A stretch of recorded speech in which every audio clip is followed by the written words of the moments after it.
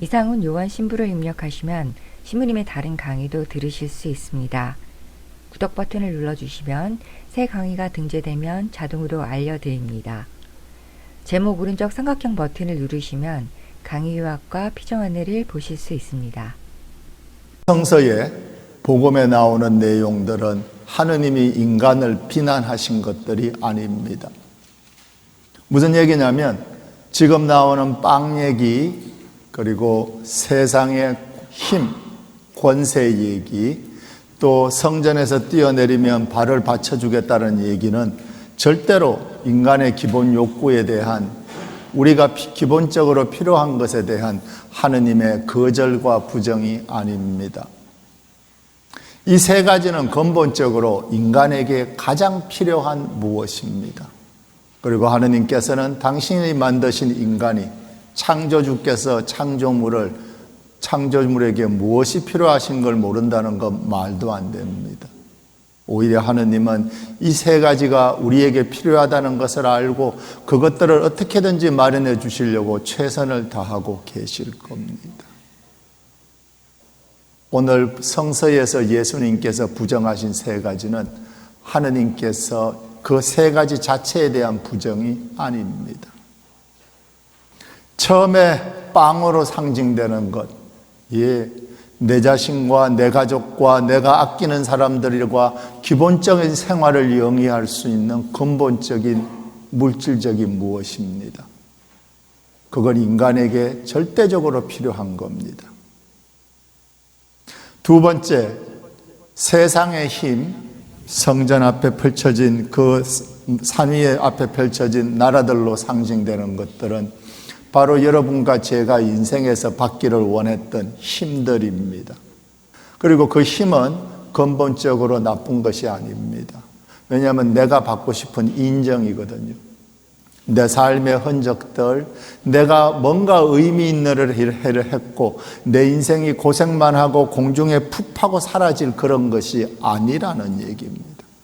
내가 남겨놓은 인생이, 내가 인생에서 어느 정도 내 인생을 조율할 수 있고 내가 좋아하는 것들, 내가 믿는 것들을 향해서 갈 수 있는 그 힘, 인정받고 내 삶에 어느 정도 컨트롤을 가지고 싶은 것은 인간에게 너무나 당연한 것이고 예수 그리스도께서 부정하신 것이 아닙니다.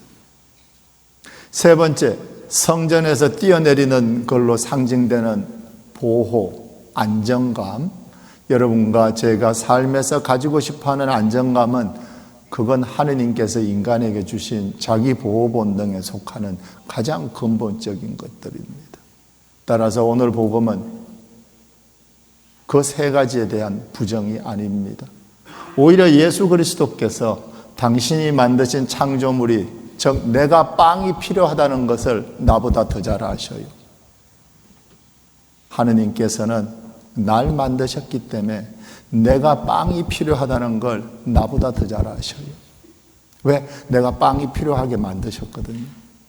따라서 내가 필요한 빵을 내게, 내가 필요한 안정감을, 내가 내 인생에서 맨날 남한테 치여서 이리 쓰러지고 저리 쓰러지고 하는 인생이 아니라 내 삶에 뭔가 의미를 갖고 주도권을 쥐고 싶어 하는 건 그분께서 날 그렇게 만드셨기 때문이에요.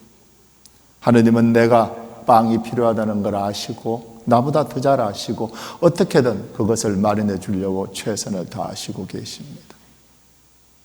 따라서 옳은 복음은 당신께서 주신 그 가장 근본적인 것들에 대한 부정이 아니셔요.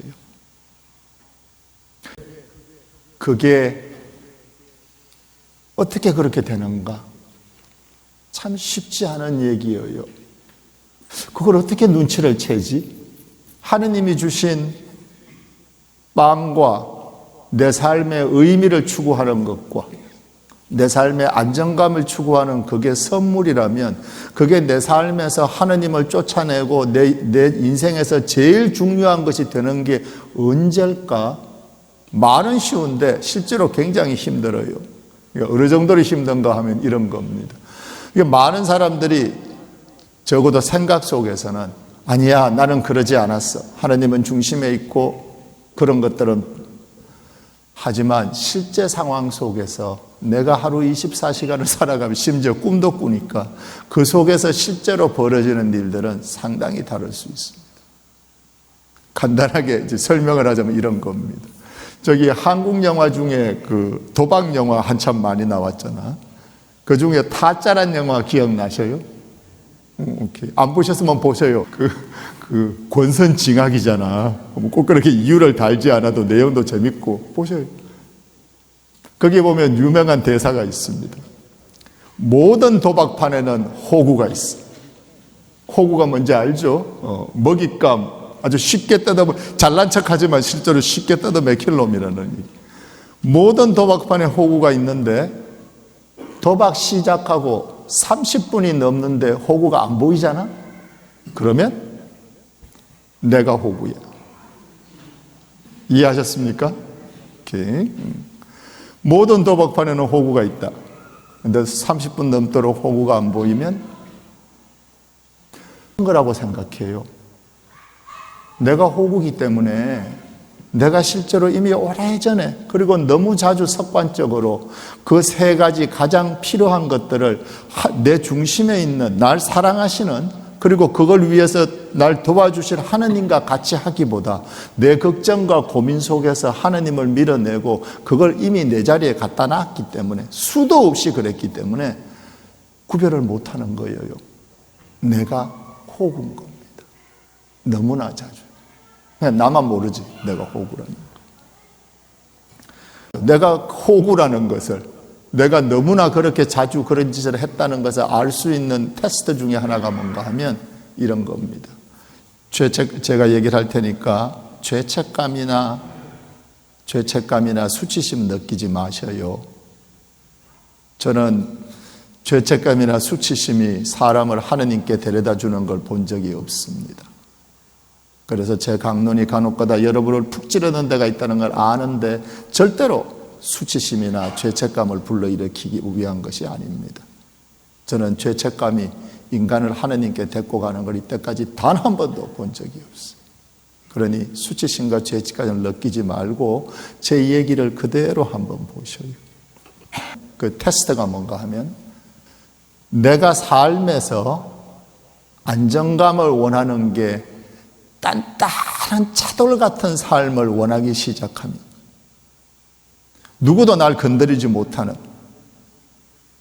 차돌처럼 바닷가에서 구한 아주 차돌처럼 그런 삶을 내가 원하면 그러면 하느님을 쫓아내시고 그 필요한 것들을 내 삶의 중심에 두신 겁니다. 왜 해로운가? 그냥 하느님이 얘기했으니까 그 세 개를 하느님 옆에 놓지 마라. 질투하시는 하느님. 성서에 질투하시는 하느님은 그 뜻이 아니에요. 하느님 질투하십니다. 그것 사실이에요. 왜? 자기가 하느님인데 자기를 안 사랑해줘서 그런 게 아니고 그 이전에 무엇보다 이전에 그쪽 길로 가면 너무나 해롭거든요. 무슨 얘기냐면 이런 겁니다. 텔레비에서 뉴스에서 그 힘과 돈을 가진 사람들의 이상한 행태, 그 이쁘고 잘생긴 사람의 이상한 행태를 자주 보시게 되는 게 그거예요. 하느님을 쫓아내고 그 단단하고 매끈매끈하고 반짝반짝하는 그걸 그렇게 자기 삶의 중심에 두면 행복할 것 같은데 아닙니다. 그래서 하느님이 제발 그쪽으로는 가지 말라고 그러시는 거예요. 그게 나빠서가 아니라 당신을 쫓아내고 그걸 중심에 두면 내가 그렇게 될 걸 아시기 때문에. 한 여러 해 전에 왜 그 포스코 포철의 상무인데 대한항공 비즈니스 클래스 탔다가 라면 3번이나 끓여오게 하고 자기 마음에 안 든다고 그 종업원 때리고 기억나십니까? 포철의 상무쯤 되면 그 정도 상식은 가지고 있어요. 이거 하면 이렇게 하면 무슨 일이 벌어질지. 그런데 머릿속에서 그 순간에 뭐가 툭 하고 끊어진 겁니다. 툭. 왜 끊어졌을까? 상상해보면 이런 거예요. 그 사람 그 자리에 갈 때까지 아마 자기 영혼을 팔았을 겁니다. 재능도 있었을 것이고, 나 그 재능을 정말 가정을 망가뜨리면서까지 회사에 시간을 보냈고, 일 끝난 다음에 윗사람들 모시고 술자리부터 시작해가지고 그 집에 마누라, 자기 힘들어하는 마누라 막 질질 끌고 가서 그 집에 김장 닦는 것부터 애 똥까지 다 닦았을 거예요. 그리고 밑에 애들 막 불쌍해 보이는데도 막 갈고 갈아서 그래서 그 자리에 올라왔다고. 내 영혼까지 팔아가지고 내 인생을 팔아서 여기 왔는데, 이제 나도 비즈니스 클래스 타고 다닐 만큼 대접받을 자리가 되는데, 어떤 여자애가 라면도 하나 내가 원하는 대로 안 끓여오네.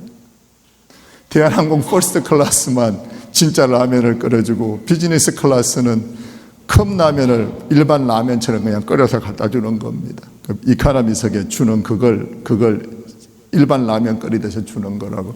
게다가 그게 높기 때문에 라면 물이 제대로 끓지 않습니다. 당연히 맛이 없죠.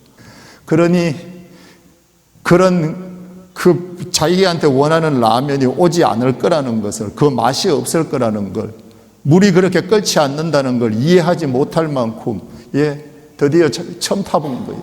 그리고 거기서 자기가 원했던 그 영혼을 팔아서 산 그 반짝반짝하는 돈을 이 조그만 기집애가 대접을 제대로 안 해주네. 폭발해버립니다. 제가 분명히 얘기합니다. 하느님께서 그것들을 하라고 그러시면서도 당신을 쫓아내고 내 영혼을 팔아서 그것을 원하는 순간에 내가 어떤 삶을 살게 될지 아시기 때문에 하지 말라고 그래요. 이제 마지막 얘기입니다.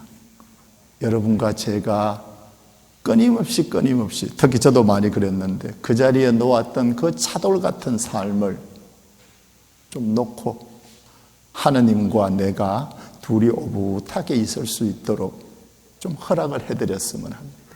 적어도 오늘 이 미사를 보는 1시간 동안은, 이 1시간 동안 하느님께 드리고 정성껏 기도를 정성껏 바치는 습관을 들어보셔요. 일주일에 1시간만.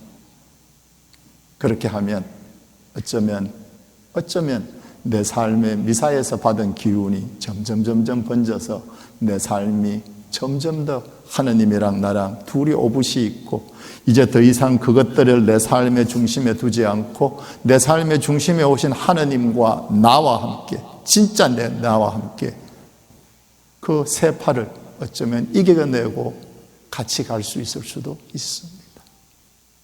오늘 이 미사 때 1시간이니까 그 1시간만, 일주일에 일요일 단 1시간만 하느님께 내드리고 내 자신에게 허락하고 걱정과 하느님에 대한 의심까지도 바치고 편안하게 1시간만 정성을 다해서 미사 보는 습관을 들이면 어쩌면 여러분과 제 인생은 더 하늘나라로, 저기서뿐만이 아니라 예수 그리스도께서 가져다 주신 이곳에서의 하늘나라를 시작할 수 있을 수도 있습니다.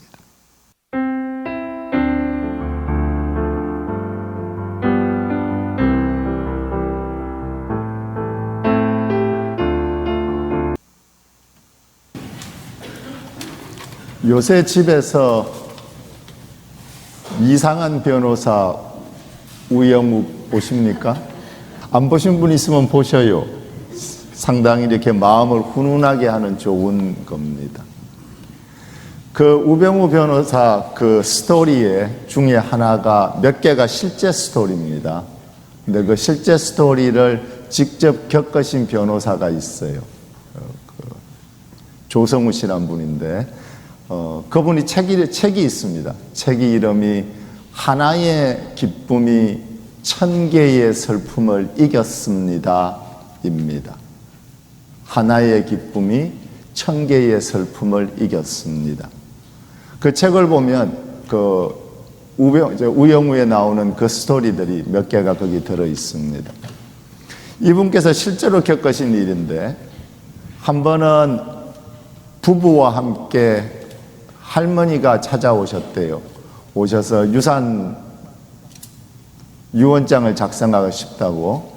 그래서 이렇게 막 해드렸는데, 이걸 해서 나한테 가져오면 내가 공정을 해드리겠다고 그러니까 아니라고, 당신이 집에서 혼자 하겠다고 그래서 그러면 이거 꼭 써야 된다고, 이게 빠지면 무효가 된다 그러고 알았다고 해서 집에 가셨대요.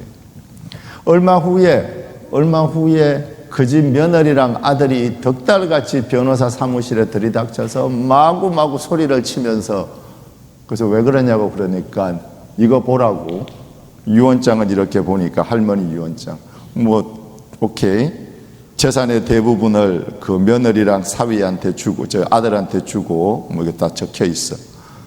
끝에 가서 보니까 날짜랑 장소랑 할머니 날일이랑 하나도 안 들어있어요.